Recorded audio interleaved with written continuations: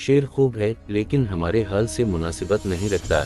यहाँ तो वही अच्छा है जो वतन से निकल गया, कामयाबी के मामूली इम्कान के बावजूद सब कुछ दांव पर लगाकर जिसे देखे वो पाकिस्तान से निकल भागना चाहता है। एक जमाना था अरब अमारात, सऊदी अरब और मशरिक वस्ता के दूसरे ममालिक जाने की ख्वाहिश रखने वालों का शुमार मुमकिन नहीं था। अब यूरोप और अमेरिका हमारे पाकिस्तान भागने के ख्यालात को तेज करते हैं। अच्छे खासे खुशहाल और सेटल्ड लोग भी वहां जाने और बसने के तस्वुर में गम रहते हैं।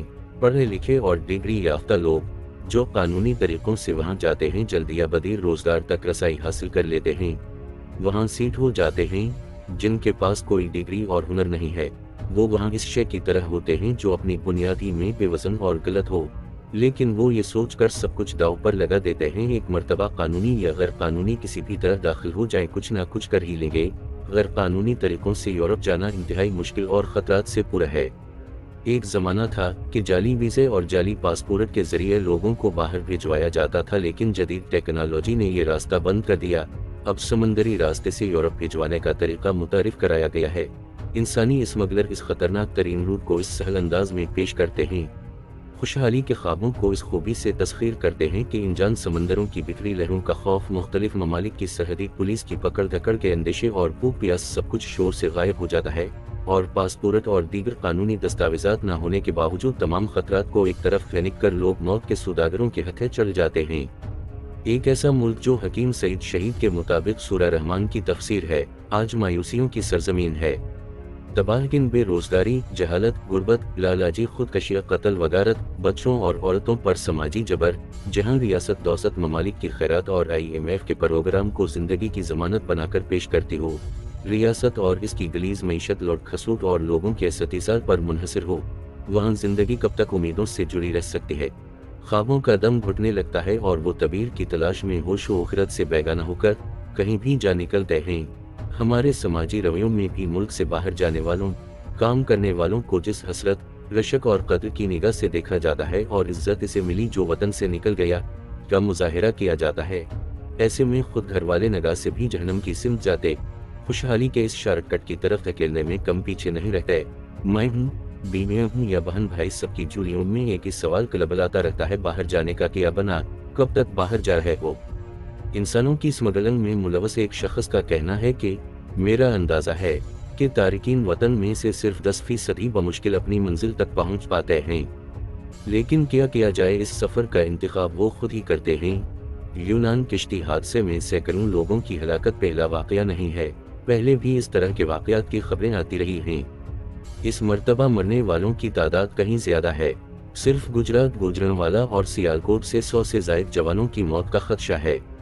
CNN ने चेयरमैन सेनेट सादिक संजरानी के बयान की बुनियाद पर दावा किया है कि सानिहा यूनान में बहुत ज्यादा पाकिस्तानी जान बहक हुए हैं। ताहम हुकूमत पाकिस्तान और यूनानी हुक्काम ने 300 की तस्दीक की। यूनान किश्ती हादसे पर वजीर आजम शहबाज शरीफ ने एक दिन के कौमी सोग का ऐलान किया। कौमी परचम सरंगो रहा। वजीर आजम ने वाक़े की तहकीकात के लिए 4 रुकनी कमेटी भी कायम की। हमारी कौमी रिवायत के मुताबिक जिसकी तहकीकात का कोई नतीजा नहीं निकलना है, वो अजीज़ो अकारिब जो इस सानिहा के बरा रासत जिम्मेदार हैं, कुछ दिन रोते बलकते रहेंगे, फिर इन्हें भी सब्र आ जाएगा। पाकिस्तान इंसानी स्मगलिंग को रोकने की जिम्मेदारी FIA की है। इस इदारे की साख के आगे पहले ही बड़े सवालिया निशान हैं। जहां सैकड़ों नहीं हजारों नौजवान रोजाना की बुनियादों पर और सुलेमानी टोपी की तलाश में हूँ, वहाँ FIA भी कहां तक जोर मार सकता है और किस हद तक मौसर हो सकता है। मामला डिमांड और सप्लाई का है। मीडिया पर ब्रेकिंग न्यूज चीख रही हैं कि इतने इंसानी स्मगलर्स पकड़े गए, इंसानी स्मगलिंग के बैनुल अक़वामी गिरोह का इंकिशाफ, इंसानी स्मगलिंग में मुलवस गिरोह का सरगना गिरफ्तार शुदान को भी मीडिया पर दिखाया जा रहा है।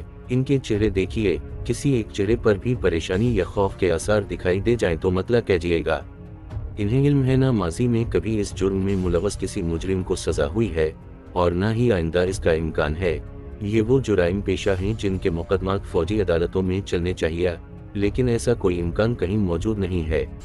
जरा मामला की भूल पड़ी, ये लोग बाहर होंगे नए शिकार की तलाश में। ये लाखों करोड़ों नहीं अरबों रुपए पाकिस्तान से जाने वालों के लेन देन का मामला है। 30 लाख रुपए, हालांकि इतनी रकम अदा करने से तो पाकिस्तान में भी पैसा कमाकर अच्छी भली जिंदगी बसर की जा सकती है। लेकिन खुशहाल जिंदगी के सपन और इन सपनों के उसूल के शॉर्टकट आंखों पर पिटी बांध देते हैं। पेशावर स्मगलर्स को इन्हें फांसने में इतनी कोशिश भी नहीं करनी पड़ती जितनी किसी बच्चे को 2 पहाड़े याद कराने में।